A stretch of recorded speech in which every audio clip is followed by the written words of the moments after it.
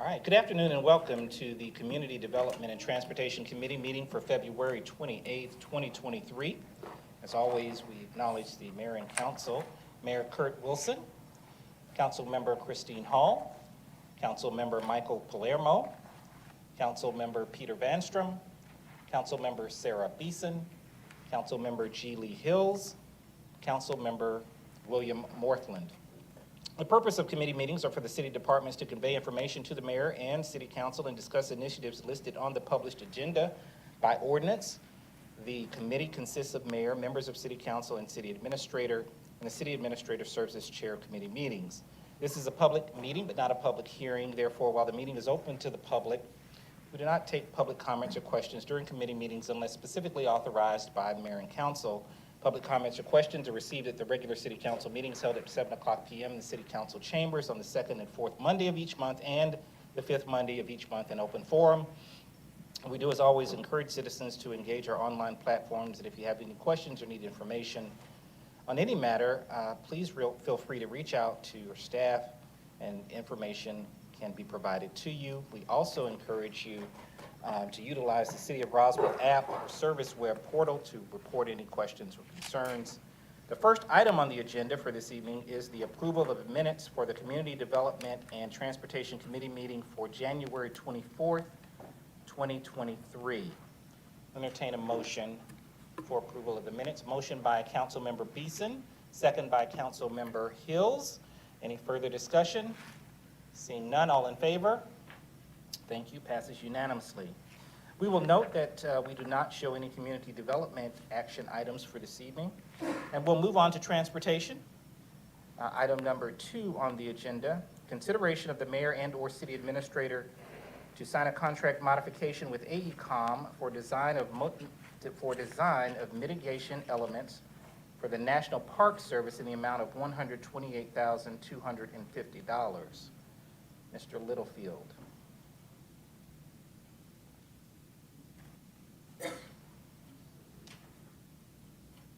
Jeff, would you please remain standing during your presentation? All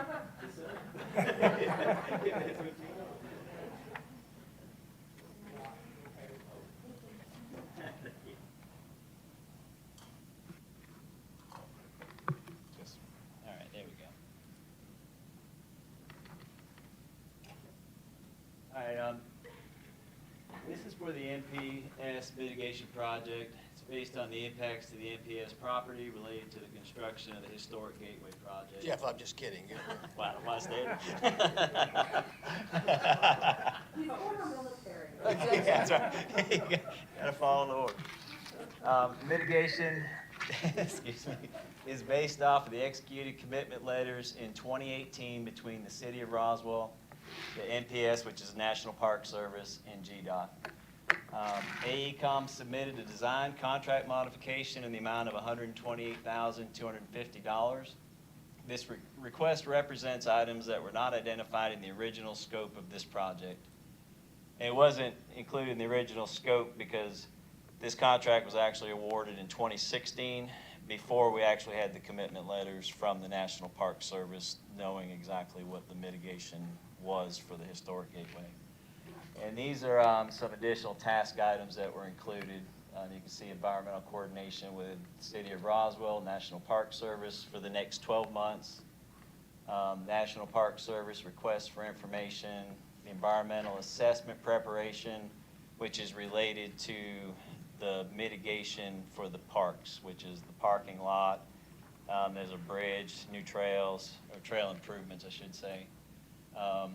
It'll include public involvement process for the National Park Service, finalization of design plans to align with the EA, which is the environmental assessment documentation, finalization of design plans associated with NPS mitigation elements, and project management services.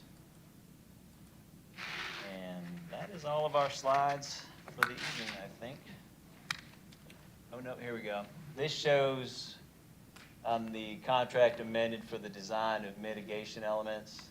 You can see the trailheads, the new bridge up at the top, kind of left center of the screen. This is the historic Gateway highlighted as the roadway that's highlighted with the roundabout on the far right of your screen.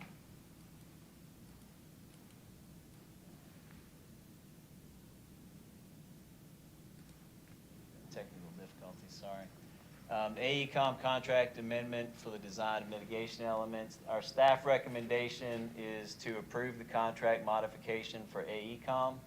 The final impact, funding of the amount of $2.748 million is available in the Historic Gateway T-Splosh budget account. Does anybody have any questions related to this NPS mitigation? Councilmember Hall. Thank you for bringing the information. This is for 12 months, so they expect to do the complete design in 12 months? Is that what the expectation is? That's what we're, yes. Yeah, the design is close to being finalized. And yeah, the EA and all that would be wrapped up within the next 12 months. What is not included in this current amendment is like any permitting or anything like that. We didn't want to include that because we don't know the full permitting requirements yet. And that'll all be flushed out as the EA gets approved. Okay.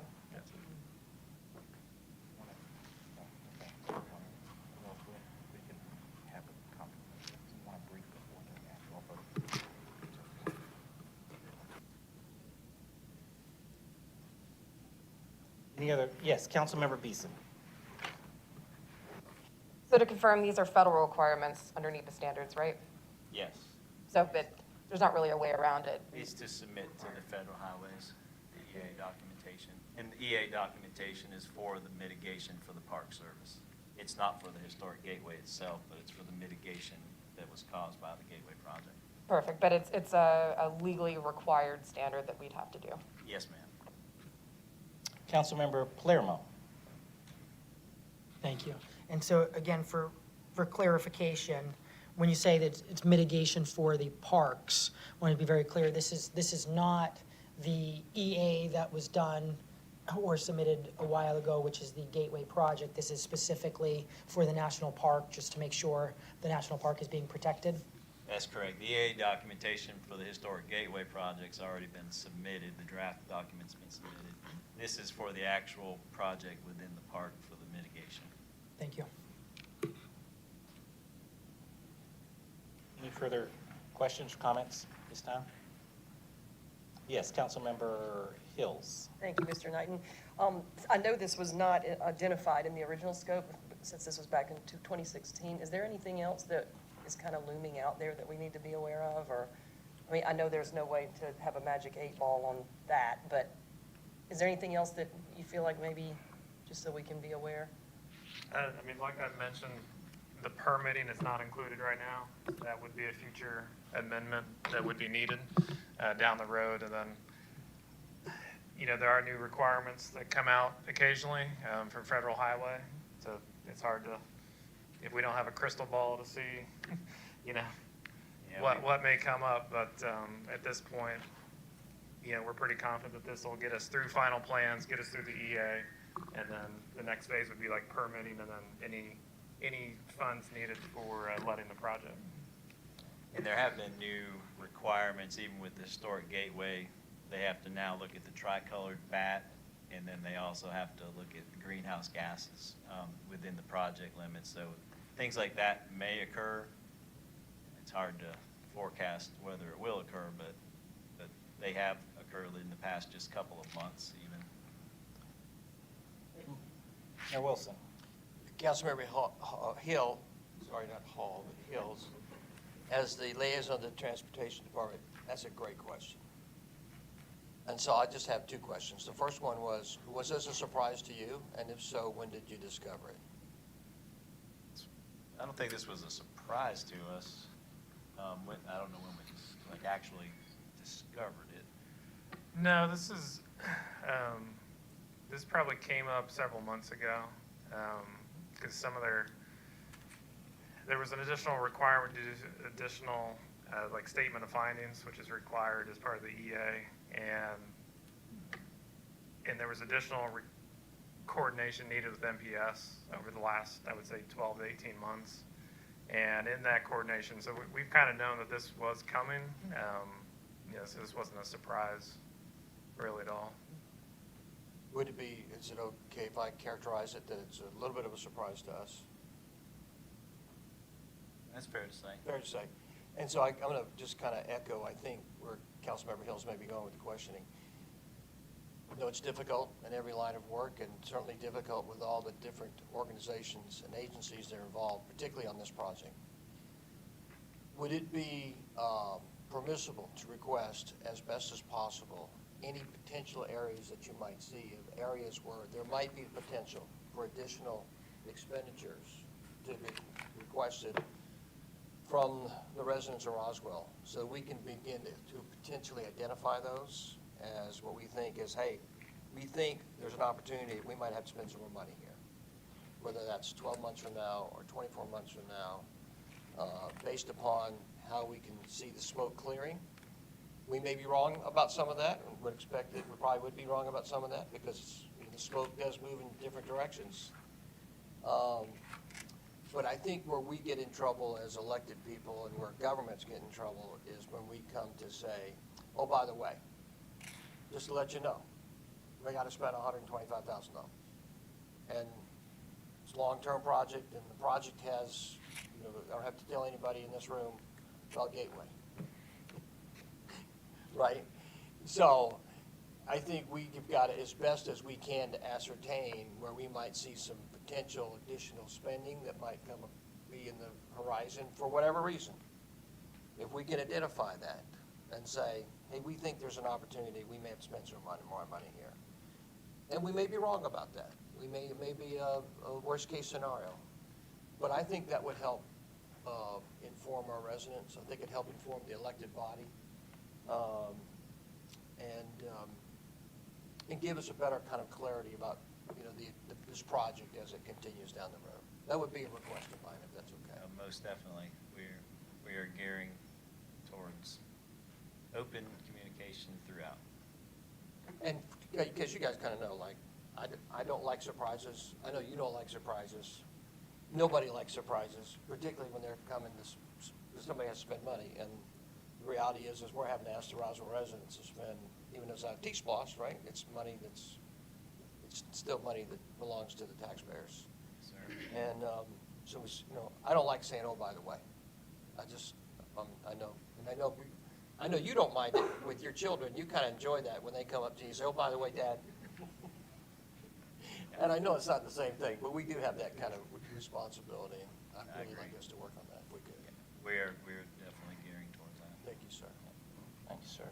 Yes, Councilmember Vanstrom. Yeah, I'd just like to reiterate, I'm hearing from my constituents just an overall attitude towards T-SPLOST dollars. It's, hey, we're not voting for another T-SPLOST. We're not going to approve any more T-SPLOST, because it just seems that there's just no accountability. There's no understanding where the funds are, and they just keep flowing. So I would greatly appreciate, for example, you mentioned you knew a couple months ago.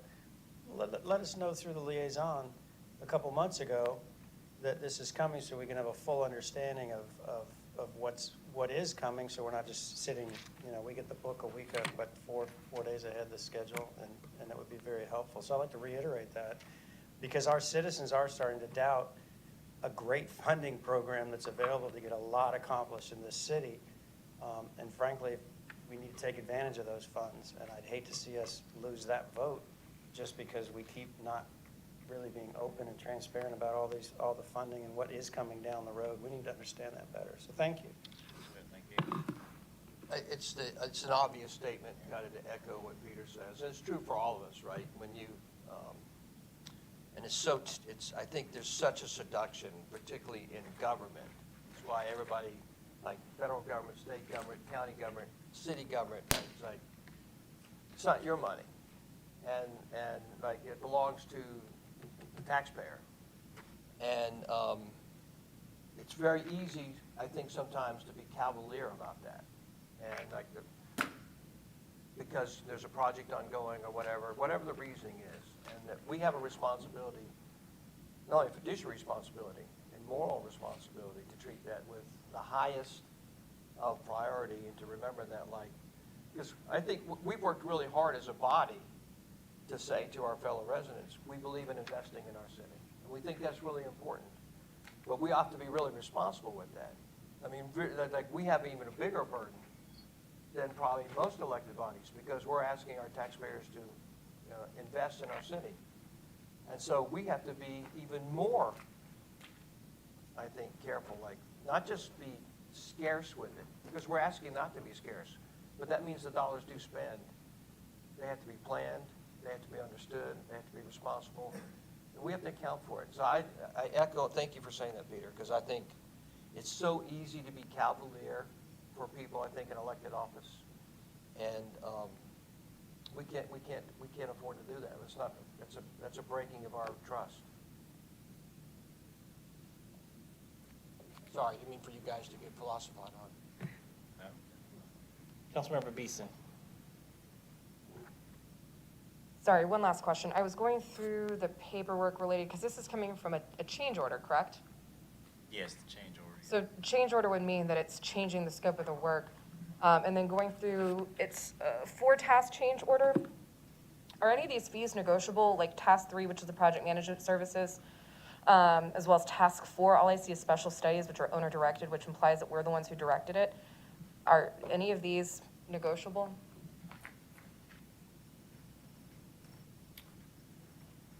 I would say that we did already negotiate. Okay, so this is as far as we can go Yeah, with that. it was higher. Got it, all right, Yeah. thank you.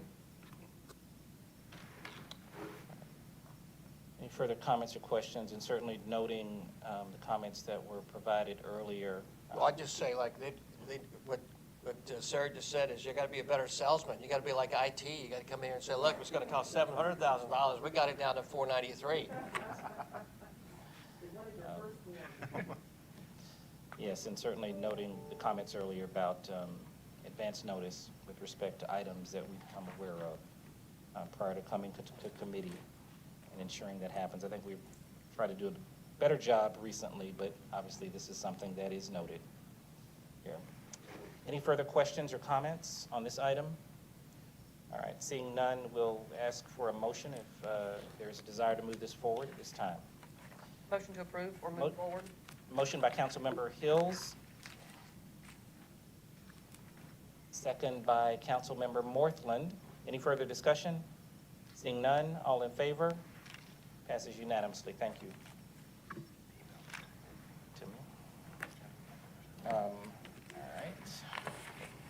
Sorry.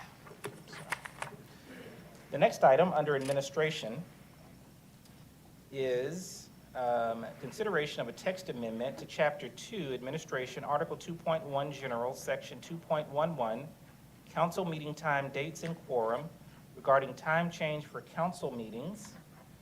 Excuse me. Regarding time change for council meetings in the City of Roswell Code of Ordinances, and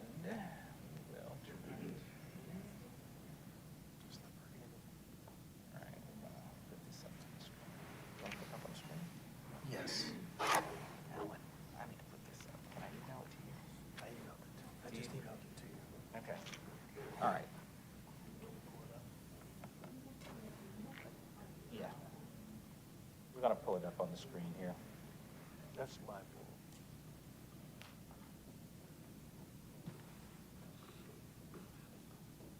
Can I ask a question, Mr. Chairman? Yes, sir. I just want to ask the body, in fairness to, I think one of the council members that's suggesting this particular agenda item Mhm. has been a little bit underneath the weather and has maybe more difficult to engage in a robust discussion this evening, and I don't know if it's the wisest evening to do this in deference to Sarah, to have a robust discussion, because not feeling great, and this discussion could take 8 hours based upon what I'm hearing.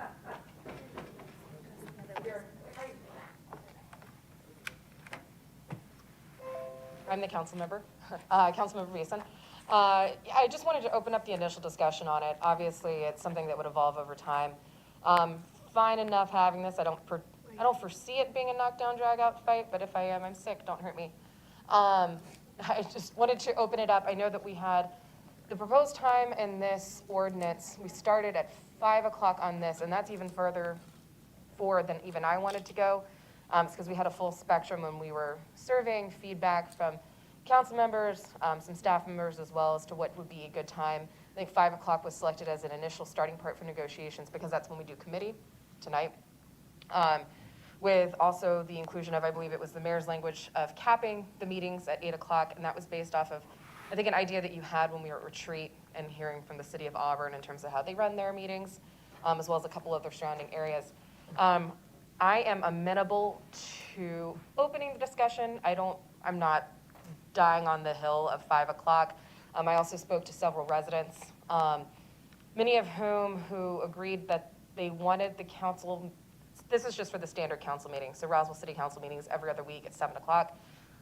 They were comfortable with it. They wanted it specifically to move up. They said 5:30 or 6 o'clock is what their comfort level was. The latest I heard was 6:30, just because they wanted time to be able to get here from work. But they did agree that 7 o'clock was too late. This is within having the people's calendar being the initiation for this.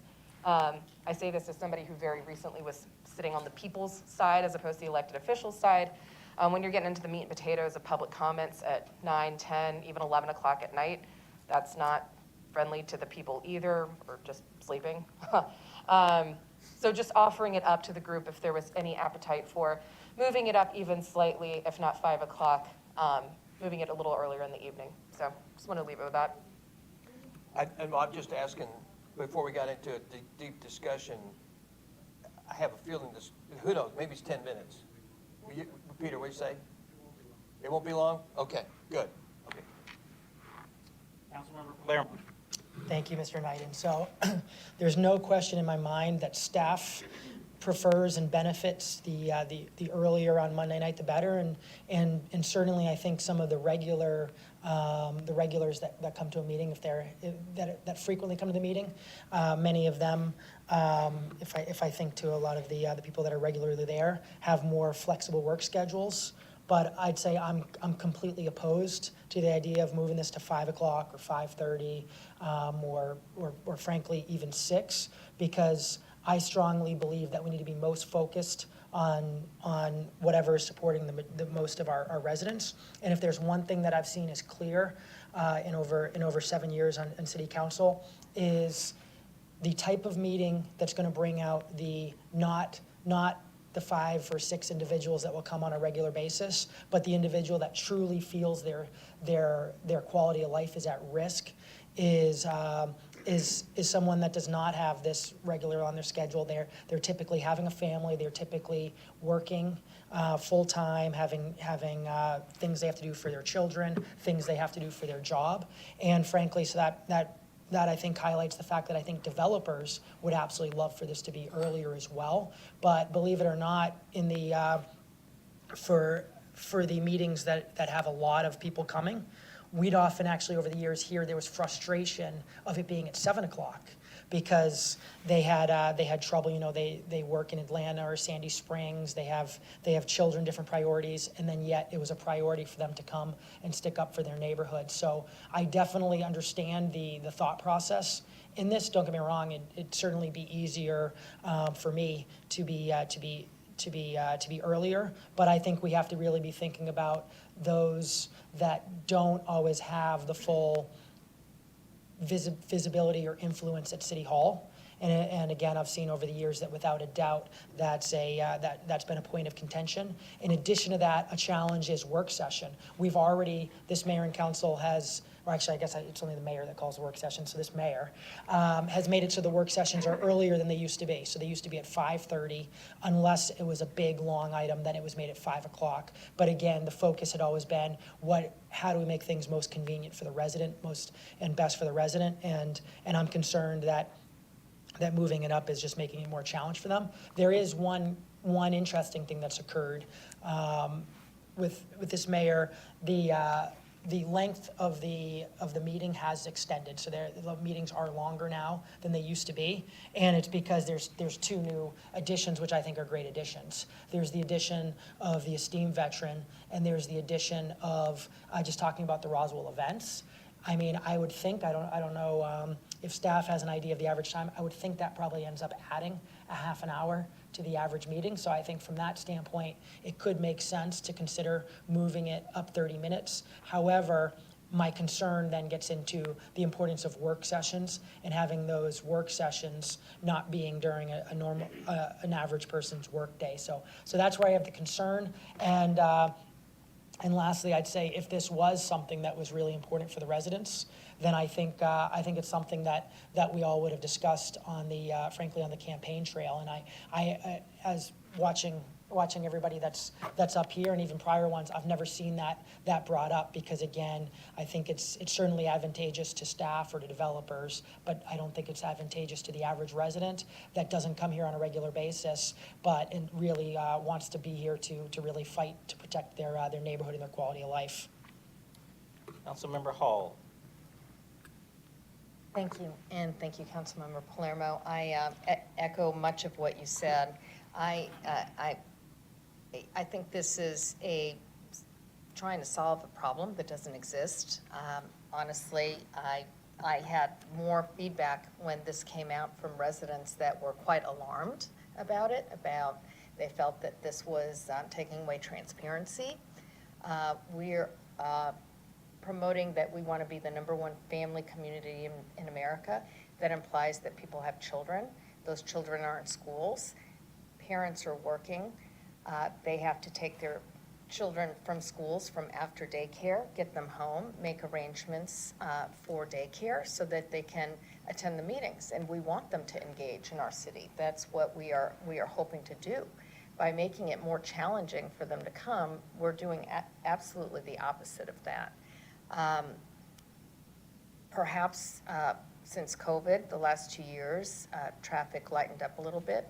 However, I was just speaking with people in industry yesterday and that are in Buckhead, Midtown, looking at locations, and they have noted that the traffic is back up to almost pre-pandemic levels. So a lot of folks, as we know, as we're doing our economic development plans, we know that a lot of the folks that live here don't work in Roswell. I mean, we don't have those jobs yet. We are driving to obtain those types of positions, so they don't have to commute to other places. So I'm not even, I don't think that I would support even moving it to 6:30. I think 7 o'clock is a fair time. And as we get through and we organize and reorganize some of the things that we do in the city, perhaps the meetings will not be as long. But if the meetings are long, they're long for a reason. They're long to give people a voice and an opportunity to voice their concerns. So that's how I feel about it. Councilmember Vanstrom. I think that there's been a dramatic change in schedules since COVID. One thing I will note is traffic patterns have changed dramatically in that there's traffic now almost all day long in the city. I leave my office now at 3 o'clock, and the traffic's already jammed up on 285 coming back to 400 from 85. So it's more of an all-day event. There's been a change, and a lot of my daughters, all of her friends, it seems they're working till noon at the office, and then they're coming home and working the rest of the afternoon at home. So there has been a change in the working schedules and working cultures. And what made me explore this change of time was the fact that we just had an event at Chambers where there was a neighborhood meeting called over the Eves area neighborhood, and the chambers were full at 6 p.m. with citizens, and they were all there, and it was 6 o'clock, and I thought, well, there's very frequently that we have these kind of events at City Hall. And all those people did make it at 6 o'clock quite comfortably. They made arrangements because it was, as Councilman Palermo was pointing out, it's not that high of a frequency that we have such big events at City Hall for big city-wide concerns and where we have a high volume of people coming. And they showed that they could be there at 6 comfortably.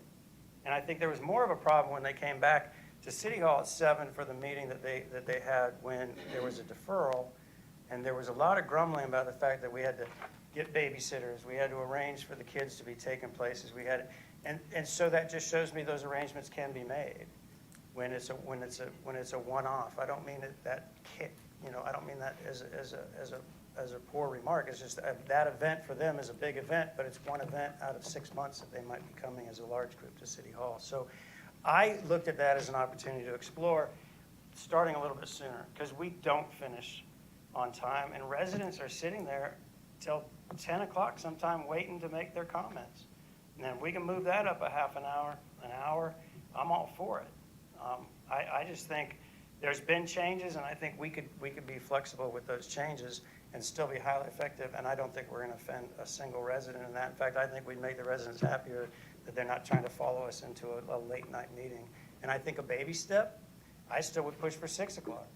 But that's a baby step, and I know in Roswell, sometimes we have to take things a little bit slower. Let's see what that change, what the impact is of that change. So that's where I kind of sit on the whole thing. Councilmember Beeson. Totally hear you, both to Councilmembers Palermo and Councilmember Hall, in terms of making sure that we're being as accessible as possible. When I ran, I did run on accessibility. That was one of the 3 tenets that I mentioned. And as each of you know, I was quite a frequent commenter last year, prior to even running for office. It had to do with very specific topics. Those topics a lot of times didn't come up to, I think the latest was 11 o'clock at night. And I would recruit, I think the highest I had was about 20 speakers of moms, teachers, parents, people who work 9-to-5 jobs, people who run their own companies, who sat with me in order to give public comments. And to Councilmember Vanstrom's point, the longer it goes in these meetings, you've missed not only dinner, you've missed bedtime. And I know you have young kids too, Councilmember Palermo. I know you have school-age kids, Councilmember Northland. The rest of y'all remember what it's like to have little kids. I don't think it's family-friendly when you're sitting here, not only missing your kids' bedtime, you're missing your own bedtime. And you have to be functional the next day to be able to go to work or whatever it is that you do, staying home with the kids. And I don't know that that is being family-friendly for the most family-friendly city in America when we're wrapping up meetings at 11 o'clock at night. Also to the point of the public doesn't typically, or the work session issue, I get it. But the public doesn't usually comment during our work sessions, and we record and stream all of our meetings. And to your point, I feel like we do run a little bit longer because of the additions that were made with this administration. I'm not saying we get rid of those the changes, which are honoring the veteran, and then also doing the invocation of the prayer at the beginning of the meeting. Those are great additions, but those are also typically things that the public doesn't comment on. They can stream them online. You can still participate remotely in those. When you're getting into the meat and potatoes of a zoning issue that could impact your own backyard, something that could impact your child's school, those are the things you do want to comment on. And sitting there for 5 hours on a wooden church pew, to me, ain't family friendly. It ain't bottom friendly either, and I've done it before. I think my favorite line last year, there was a gentleman, I think his name was Derek, who was giving public comments at one of the meetings. He came up, it was 10 o'clock at night, and he chuckled and said, I think it was about Grimesbridge Road. And he chuckled and said, man, I thought that I was just gonna grab dinner after I left here. And it was 10 o'clock at night. And I thought, rookie move, always bring a pack of crackers in your purse. And I knew that because I go to these things quite frequently. But for the public who goes to these, maybe once, if not maybe once a year, because it's something related to their own private property, their child's school, what have you, they don't know those types of things. So I think, I'm not saying 5 o'clock has to be my end-all be-all. I think baby steps are amenable to me, moving it up to 6:30 and seeing how the public responds. But I leave it up to, obviously, we're collectively decision makers, not something that I'm going to annihilate anybody because they think otherwise.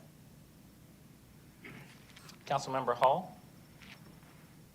I just wanted to circle back on the reference to the meeting, the 6 o'clock neighborhood meeting before the 7 o'clock planning commission meeting.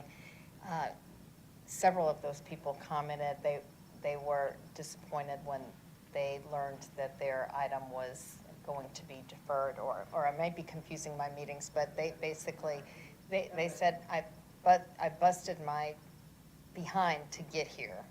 And That was the second meeting.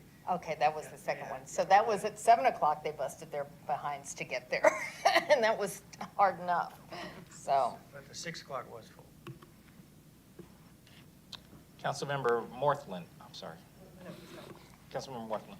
When this first came up, I was very excited about moving the meeting time up because as everybody has said, you know, we have young kids.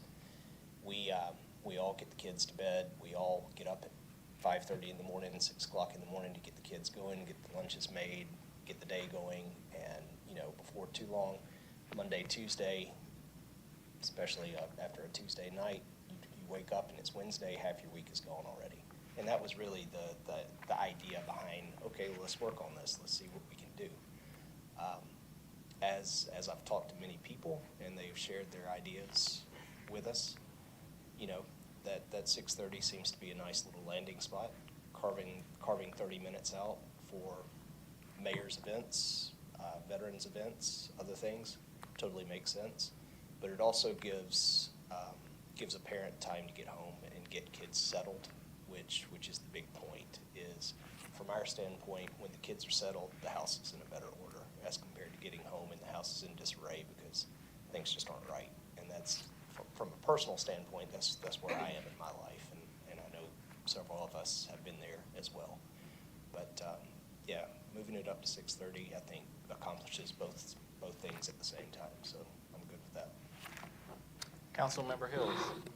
Thank you, Mr. Knighton. Point of personal privilege. It's after 5. So I'm an early bird. I'm usually up at 4:45 almost every single day. That is my time. So when Councilmember Beeson said this, I think I actually countered her 5 o'clock with, can we make it 9 a.m.? And I have continued to say that. And then I went back to my office where the 100-day plan is still posted because I take great pride in that. And I believe number 4 is to bring back the people's calendar. And so I'm removing my personal privilege and now I'm going into my public servant mode that I'm not going to go back on my word on that. And with all due respect, thank you, because it made me really think through some things, Sarah. And I do think that we have a responsibility to be available to our residents, to public, the people that are our next door city neighbors, to see what we're doing. I'm not on my A game at night, but my vote still counts and my brain's still turned on and I still show up and dress up and it's important to me. So I don't want to move a work session to another day of the week when I could be spending my time, for me personally, doing my best work during the day. So I have moved from being very excited about a 5 o'clock meeting to I'm comfortable with where we are for now, and I will stick by that until the end of this first term of mine, and then I might reconsider for my second term. Thank you. Councilmember Beeson. So hearing the feedback of anywhere again from 5 o'clock, I think is the earliest, to keeping it at the 7 o'clock.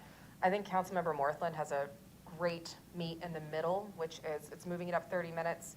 It accommodates some of the additions that were made by this administration with the honoring of a veteran and the prayer at the beginning of meetings, which were not on previous meeting agendas. So it accommodates that, so you're still getting into the meat and potatoes at 7 o'clock, which gives somebody more than ample time, hypothetically, if you get off work at 7 and hit just peak Atlanta traffic coming from downtown. At 7 o'clock is when you're really starting to get into it. So would the group be amenable to 6:30? Councilmember Vanstrom. I would be amenable to 6:30 if we stop suggesting that people don't come and take part in our prayer pledge and our honoring of the veterans. That is not my intention. My intention is that we move this up so that we can test the waters and see how the public handles it, perceives it, and appreciates it, or disappreciates it, that doesn't appreciate it. I don't want us to be creating a situation where we've got a 30-minute of a meeting and then we expect everybody to show up for business at 7, because what happens in that first 30 minutes has become very powerful for this city. And I greatly appreciate what happens. And I want our public to be there. My contention is the public will comfortably be there, the majority, at 6:30. At 6 o'clock, I would still say, but I would take a baby step for 6:30. And maybe we save somebody from 10 o'clock, they get on at 9:30 and they get home a little bit earlier.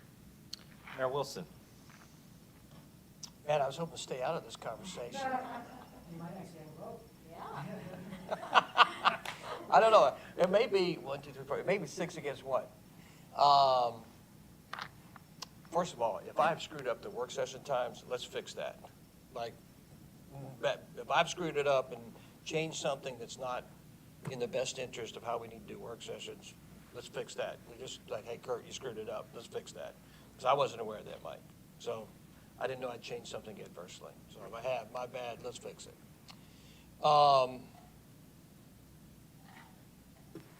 I'm going to ask a question before I make any comments. And this question is relevant but not relevant. It's not relevant to the greater question, but I just have a question. Christine, how many hours a week do you work on city council business? Quite a few. It's in excess of 40? It varies. But 40 to 60 hours a week, you are working on the city business of Roswell, aren't you? Perhaps. You're a full-time employee, aren't you? Yes, I You am. have like a real big-time position for a significant accounting firm in the United States, don't you? I have a lot of accountability to my primary employer, yes. Someplace where you work 40 to 60 hours a week without even question, right, every week? Yes, Right? I do. And that office is located in Buckhead. Okay. Michael, how many hours a week do you work on city business? You do. Like, I mean, you're super engaged, right? You were super engaged before 14 months ago. Have you been even more engaged in the last 14 months? You easily work 40, 50 hours a week on city business, don't you? Honestly, easy. Probably more. That's not including your politicking, which is a whole other game, right? Like, you work a lot on the city of Roswell business. Peter, you own a dentist practice. You're an entrepreneur, owner of your own business, successful dental practice, which you have to run, and yet you still work. How many hours a week are you working on economic development, city business of Roswell? Not quite as much as Christine and Mike and the rest of the gang here, but I put in a lot of time. You do. I mean, you're probably putting in 40 hours a week just on city of Roswell business. And gladly. And gladly. Sarah, I can't ask you a question because you and I haven't had a chance to spend time together. I know as an active resident, you were spending a lot of time at Roswell business, and you're a business owner and a young mom and a lot of stuff going on and working on a doctorate, but I don't know how much time you actually spend on Roswell business. How would you characterize it? Right now, I'm onboarding still. So for example, Monday through Friday, I will be for a full 8 hours each day in Athens for GMA's, the Georgia Municipal Association's training for elected officials. On meeting weeks, gosh, we'll just take these meetings alone. The meetings alone can be 12 to 15 hours, and that includes council meetings, committee meetings, a work session, and one-on-ones with individuals, if not staff. But so yeah, Well, we full-time. haven't got you ingratiated yet into the team of really like busting your tail. I'm looking forward to it. We're about to get there. Like, there's so I'm already much. ill. I know, you're already, exactly. I would have to ask Lee Hills. I know Lee works 60 to 70 hours a week on City of Roswell business. Don't feel sorry for me. I don't. I don't. I I just chose don't this know, and I just don't know if our fellow residents know how much did you work. I had 2 40-hour weeks last year, 1 week at the beach, and I had a little bit of a reprieve while working intermittently during Christmas and New Year's. Yeah. And I would do it, I'm doing it again. Will, you're a coach, a dad, you have got your own, you're very active business, and yet I left you last night at 10 p.m. up here, and you went back up to the City of Roswell office to go work. How many hours you working on City of Roswell business? So on a 24-hour day, I think I pull about 5.5, 6 hours of sleep. And then the rest of the day is split up. A third on city business, a third on regular work, income-producing work. And the remaining time is shuffling kids around town, getting them to practices, getting them to scouting activities, figuring out what kind of food needs to be cooked, what kind of clothes need to be in a washing machine. I mean, the list is extensive. Is that Monday through Friday or Monday through Sunday? That is, let's say 6 days a week. It's 6 days a week. So you're working easy 48 hours a week on City of Roswell business. When the kids are at practice, I'm usually on the phone talking to somebody about city business or work business. Yeah. Easy.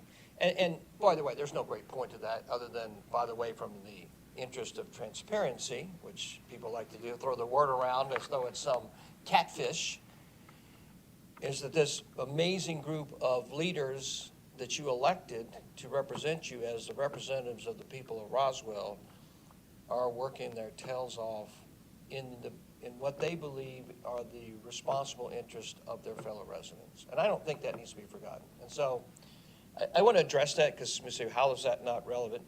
I think it's careful. I think it also is that, like, we are talking about something sacred, which is the gathering of us together as people, and that's what a city council meeting is, a mayor and city council meeting.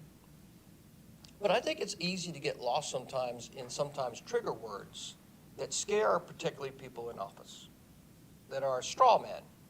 Transparency is one of those words.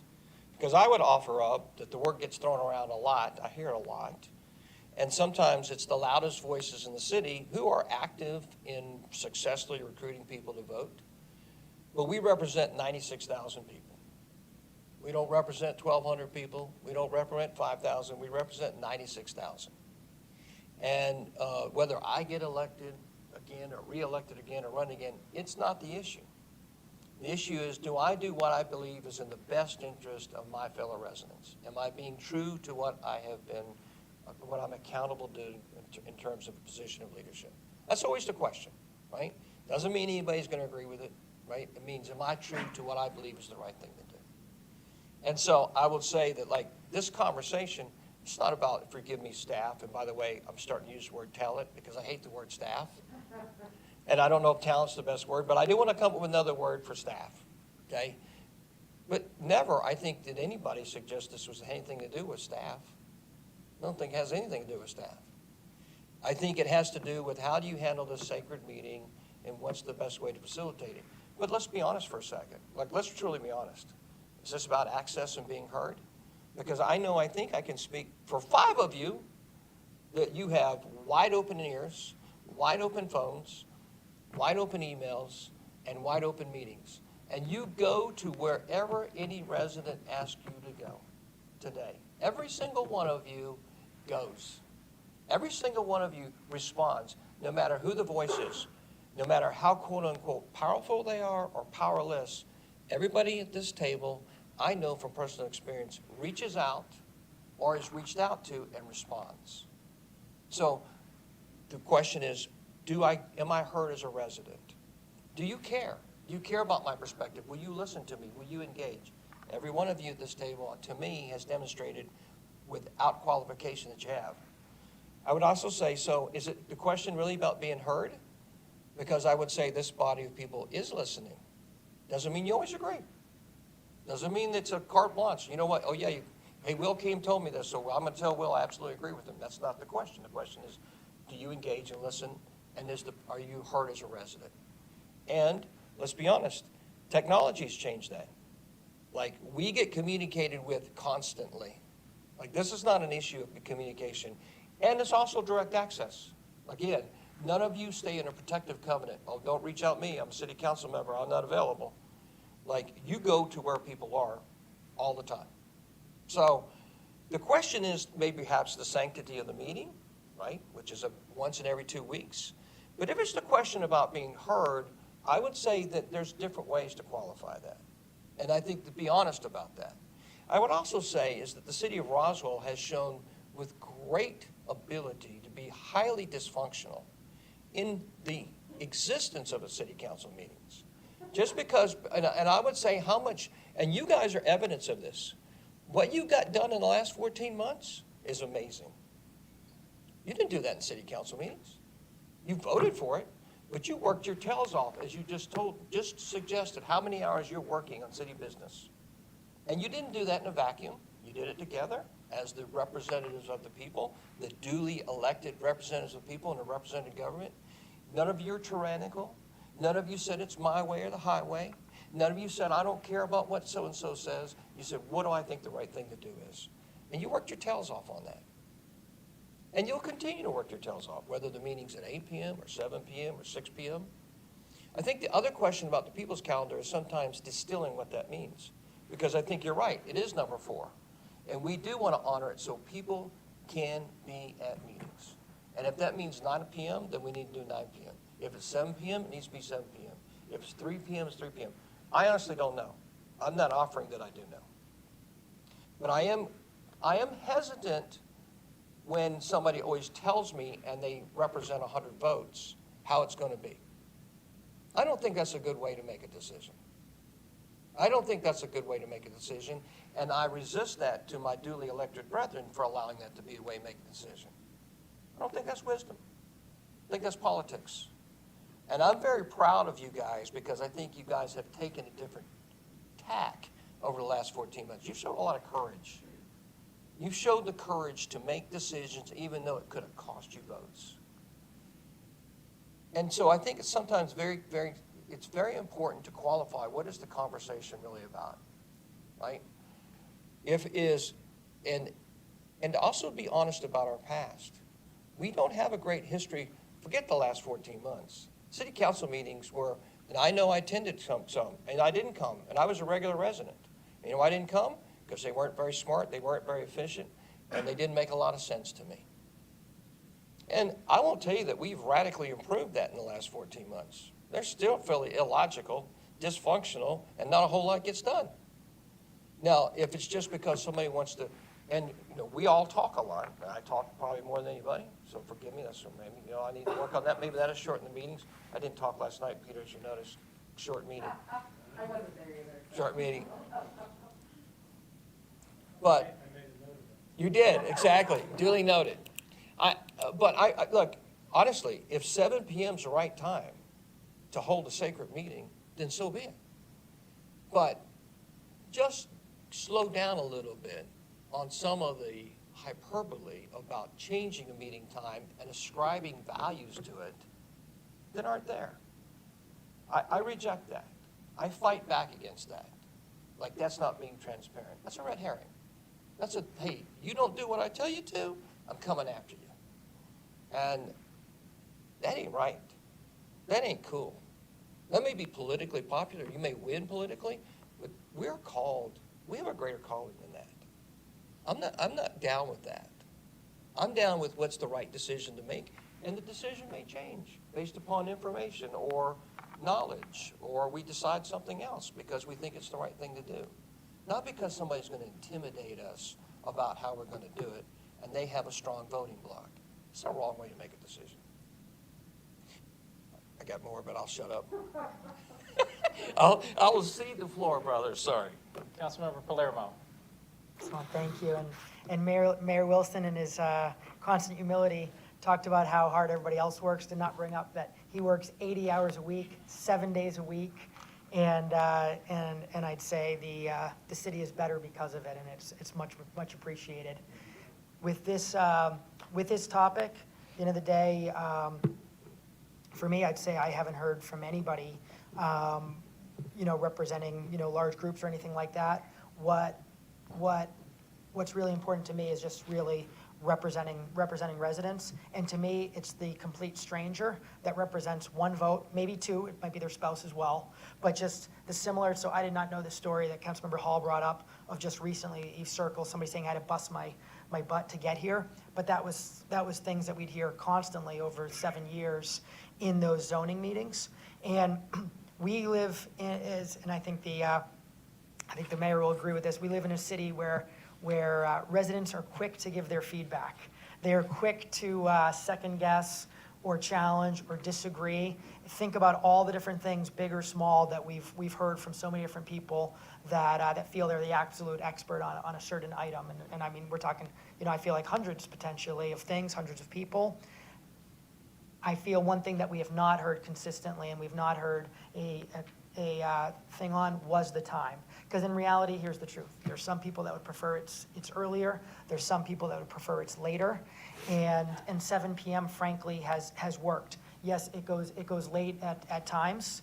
And I think there are ways to look at how do we make sure it's being efficient as possible. I think the mayor's done a great job of looking more and more at adding things to the consent agenda, knowing that any resident has the right to request to the elected officials if something can be moved to the consent agenda. And as per our charter, any elected official could then request that it actually is removed from the consent agenda. But I think that's an example, because in reality, a lot of people aren't going to come to make sure the scarecrows are going to be on Canton Street again, where, again, if it's a zoning item affecting something that's in their neighborhood, they absolutely are. And I've seen it time and time again, with a lot of frustration of people feeling it was so hard to get there because of the obligations they had beforehand to make it possible, whether it was driving from Atlanta home from work or needing to get the kids settled, prior to a babysitter or whatnot. So for me, again, although I think given the things that were added, I think 6:30 seems like a reasonable thing to consider. I am in the preference of sticking it at 7, keeping it 7, because I think it's so important that a decision is driven by the residents, not driven by us. I would say to Councilmember Hills, I think she was being too humble when she mentioned, again, going to the work sessions, not wanting to see it to another night, and you said for personal reasons. I actually feel that's not just personal reasons.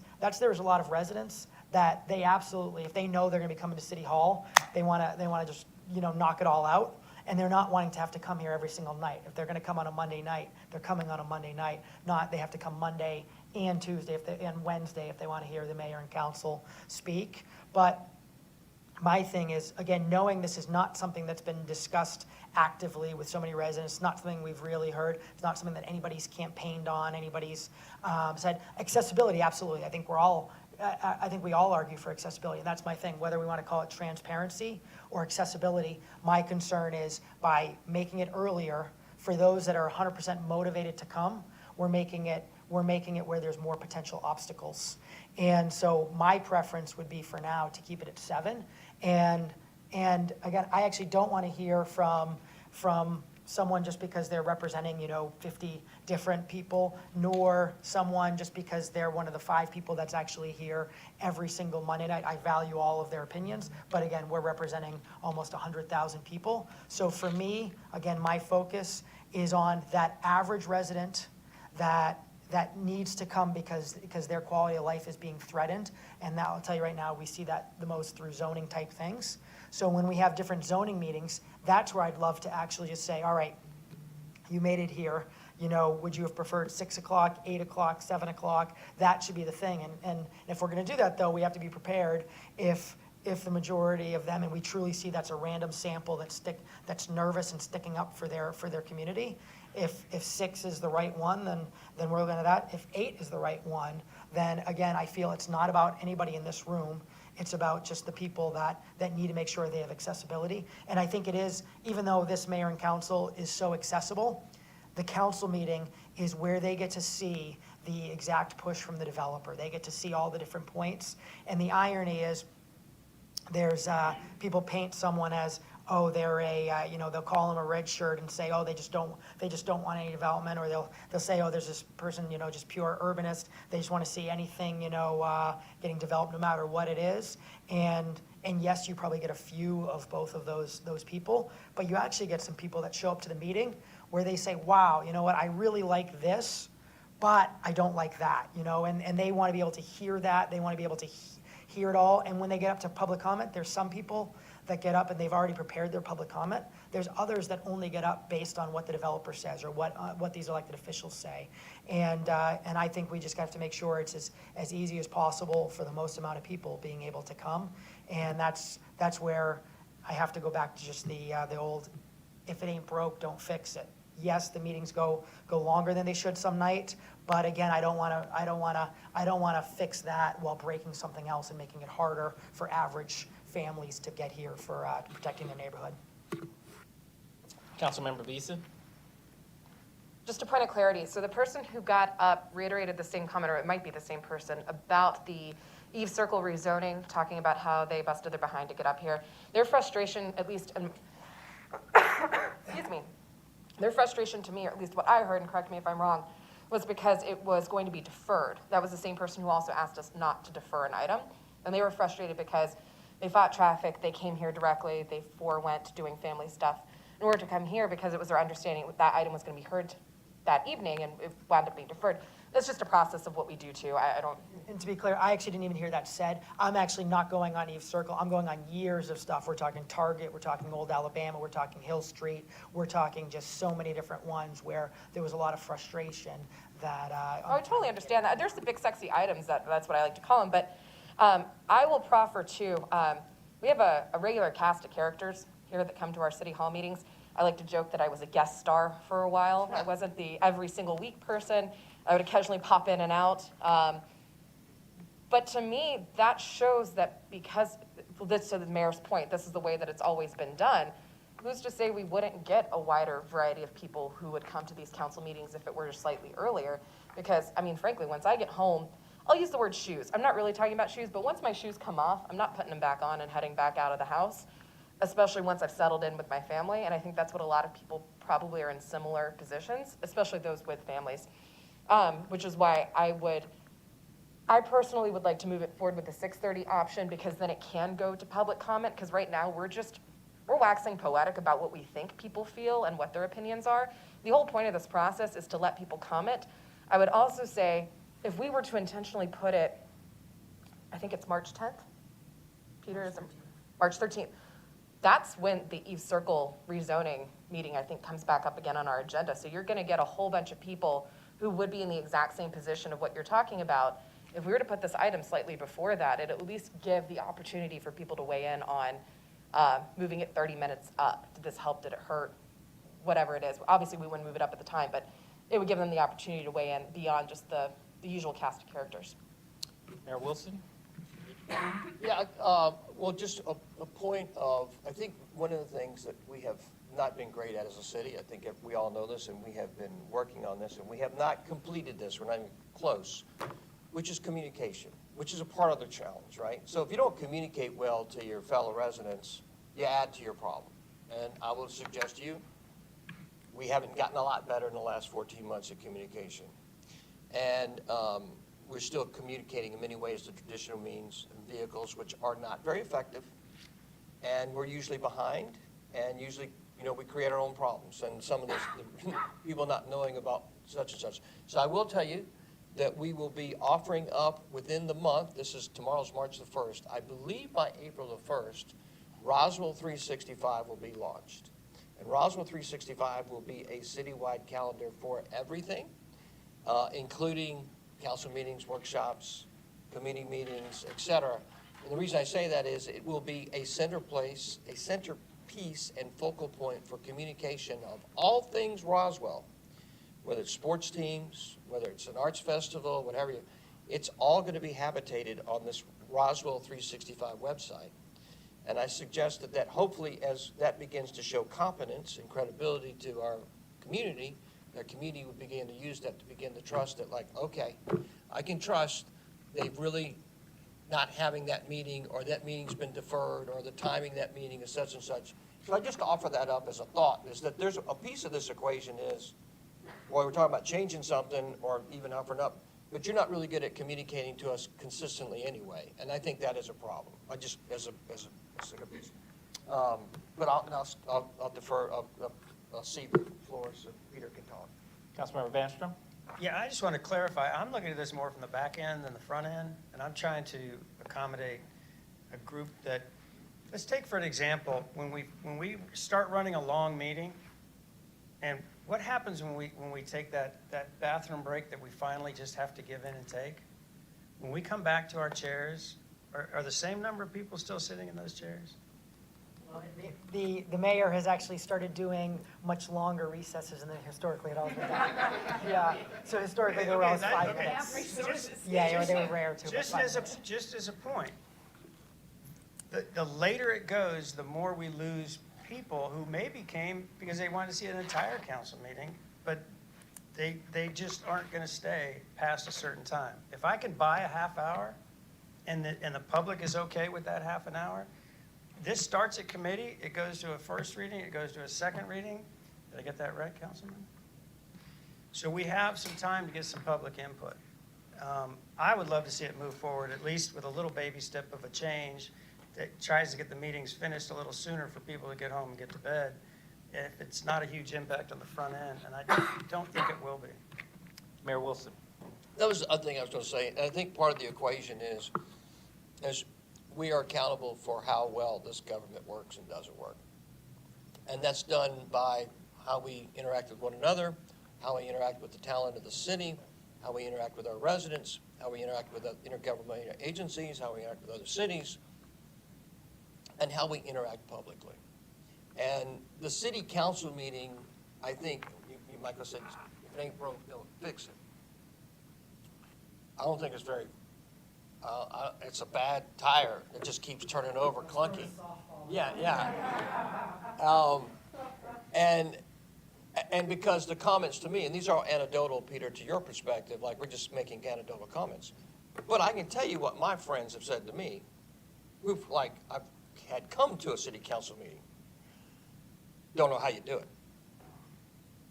Right? And by the way, I won't be back. In other words, lots of serious, smart people in our city, I think, who could potentially be part of the process, and who I think we would want to be part of the process, choose to not be part of the process, because with all due respect, the city of Roswell is a clown show when it comes to city council meetings historically. It is not a healthy process. It's not a healthy process in democracy. It does not represent the city well. It has not been a great representation of great debate and the elucidation of issues, and it's usually lots of bitter fighting. No disrespect, it's been pretty good the last 14 months. Thank you guys, pretty awesome job. But we don't have a great track record. And we're still living off some of that lineage that the reality is, well, I want to come there and elongate a meeting so I can be heard publicly. Well, guys, every one of us, let's be honest, we are all heard publicly in the United States of America in 2023. People have lots of ways to communicate, and we communicate those. And if we're thinking the only way you're going to communicate is you come to a city council meeting and you get up and talk an issue, and I'm not saying that should go away. I'm not saying that. But let's also don't pretend like people aren't communicating all the time and communicating clearly and loudly. And I go back to the fact of accessibility. One, this council goes to where people are. Two, we ask people to come in and have meetings with us. Three, we ask them to have meetings with staff. There's nobody in this room hiding. And if that were the case, I'd say, well, Will, you're hiding from the people. You're not holding up to your responsibilities. And I realize this is more of a process and a systemic piece. But I think it's very, again, be careful of straw man arguments. Like, if we were guilty of hiding or not being transparent or being accessible or not listening or trying to kill people's voices, to kill our fellow residents' voices, I'd say, doggone it, doggone it. The people have got to be heard. Well, the people are heard in this city. They're heard loud and clear. I mean, you're talking about a city where the people are heard. It's the city of Roswell, Georgia. And I mean, I get some stuff thrown, some rough and tumble stuff thrown at us. Tyrant, tyrannical, right? Transparent. Come on, man, give me a break. We wouldn't be in a conversation if there's a tyrannical conversation, right? Or an authoritarian perspective. It's just the opposite. Your opinion's informed by your fellow residents. Your opinion's informed by your fellow residents. Your opinion's informed by your fellow residents, et cetera, et cetera. Mine is too. But we also have our own thoughts, so we come up with an ideas and we work with collectively. That's what you do in a representative government. That's not an unhealthy process. That's a healthy process. And I would submit to you that evidence of the health is the last 14 months, because you achieved more in 2022 than the previous councils of mayors had done in 12 years combined, by any objective measure. It wasn't done because the city council meetings were great. It was because you acted in your responsibility as a representative of the people of Roswell. And you're elected to do that. You're elected to do the work of the people of Roswell. You're elected to make tough decisions. And yeah, I think we are a democracy, but we're a republic. And in a republic, in 2023, let's be honest, the people do communicate in a whole lot of ways. And if the city council meeting is just, this is a process, can we be more efficient? Can we be more effective? Can there be better results as a consequence of the process? That's kind of the question. At the end of the day, because Peter, you lied to me, it wasn't gonna, you said it wasn't gonna be. You're the one too. I know, fair enough.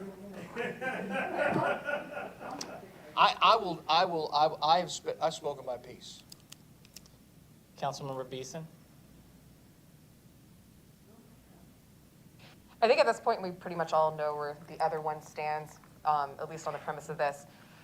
With that, we don't know where the public stands on this, which is why I would at least like to move this forward so that we can receive public comments on it, so we can take it to a standard city council meeting to get feedback. So with that, I'd like to make the motion to request that the council meeting start time be moved to 6:30, so the baby step approach, which is the meet in the middle, so that we can initially get this on. Look at him, I'm already losing his vote. 6:30, so we can do an initial discussion, and based off public comment, we can move forward from there, whether it be earlier or we can keep it at the same time based off public feedback. Here's my, Mayor Wilson? make a decision, live with it. Don't kill yourself, don't elongate it. I mean, look, public comment means that 400 people comment on it, not 96,000. And it just makes the process more difficult to elongate, to make a decision. Keep it at 7, keep it like it is. Move it to 6 o'clock. Have it 4 hours time period, or keep it elongated. My request to you, make a decision. Keep it at 7, don't change it. Change it to 6, change it. But don't torture yourself and the people of Roswell.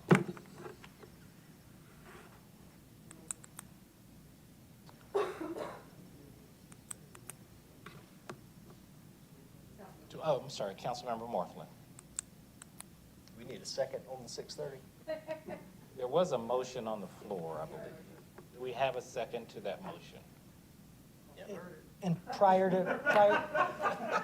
We've added a whole new process. so prior to the vote, I just want to give a clarification. So I will be voting against this for the reasons that I've suggested. But even if this motion were to fail, my intention either way, no matter which way this item went, my intention was to bring it up to any residents showing up for a rezoning, both on March 13th as well as April 12th or whatever that date is, and seek feedback, again, not from the person that one of 4 people that might go there every week, because to be honest, they probably would prefer 9 a.m.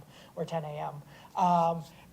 But the person that's there but doesn't normally go, but needs that accessibility to listen to a developer and protect their neighborhood. So again, I'm voting against this, but whether it passes or fails, I look forward to seeking that feedback at the March 13th and future meetings.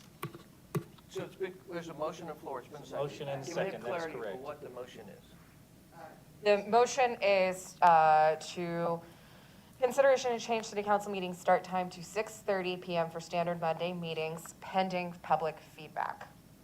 Not a hard stop. I know, I'm, Gotta vote against it. I know. Don't put public feedback on. Okay, fine. So 6:30 it is?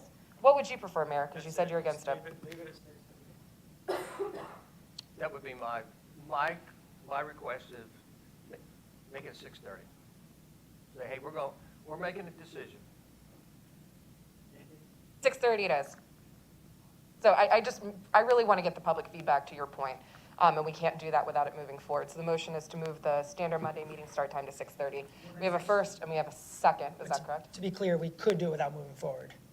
So it's just you're moving it for a vote, which is one way to do it. There's other ways to do it without voting on it. Got Can it. you elucidate that, Michael, so for clarity? So Councilmember Beeson said, she's moving this forward for a vote at council because that's the only way we can get public comment. But there's a lot of different ways to get public comment. For example, we could have an item where it's not to vote on doing it at the council meeting, but we're voting to just seek the feedback at different rezoning meetings and stuff like this. So there's a lot of different ways besides just voting to make it happen on March 13th. Can I ask a question? Is there any appetite for capping a meeting time-wise, 3 hours, 4 hours, with the exception of zoning meeting, zoning, which is a hearing? Now you're gonna stay till 8 o'clock. This is baby step time. Okay, that's fair. Change makes some people uncomfortable, and I respect that. Yes, the answer is yes, but not tonight. Yeah, we'll just keep it to a point here. I think we have I'm a, gonna get killed on this anyway, let's be clear. A half an hour, let's give it a try. So I agree. The So, motion motion, was second. for 6:30. There was a second, correct? All right. All right, and so, all right, so, any further discussion? Clarity of the Yes. motion, Mayor Wilson. clarity of the motion. No, which the motion? Mr. Chair. The motion, as I understood it from Councilmember Beeson, was to move this item forward, a start time of 6:30 PM for city council meetings. Is that correct? All right. All right. And then that was duly seconded, correct? All right. So we'll ask for any further discussion. Seeing none, we will call for the vote to move this item forward. We have 3 in the affirmation. All those opposed? We have 3 opposed. No, it fails for lack of a majority. He's strategically wants Yeah. All right. which is not really a stretch. Not This is the one meeting that you attend that you get to vote. I'm not crazy about the mayor voting on anything anyway, you know that, like, I don't. So as, All right, as so I. that, go ahead, Councilmember Just Palermo, a please. comment, I don't feel there's a need, I'm not making a motion, but as I mentioned earlier, my full intention all along when I saw this item, whether it passed or it failed, my intention was to be curious for anybody showing up for a zoning item, to hear their perspective on it, knowing that I would hope and I would expect that they still have 5 minutes, whether the 5 minutes is to talk about the zoning or to use a minute of that to give their opinion on something like this, knowing that they would still have a total of 5 minutes. Well, the rules are, well, so we can talk about that, I guess, separately at the mayor's meeting, mayor and council meeting, but the rules are you get to speak 5 minutes on that topic at hand. And I'm confident I would be framing the question in a way that it's related.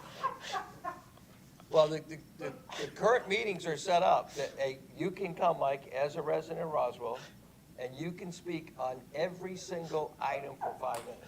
The rules are set up that way. Which is an interesting, like, there are not a lot of cities set up that way, just FYI.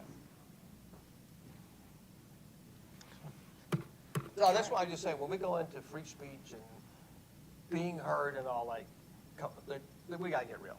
Like, Roswell is way over the top. And does it make us better? Are we better as a consequence of it? I would say sometimes I think that's a healthy question.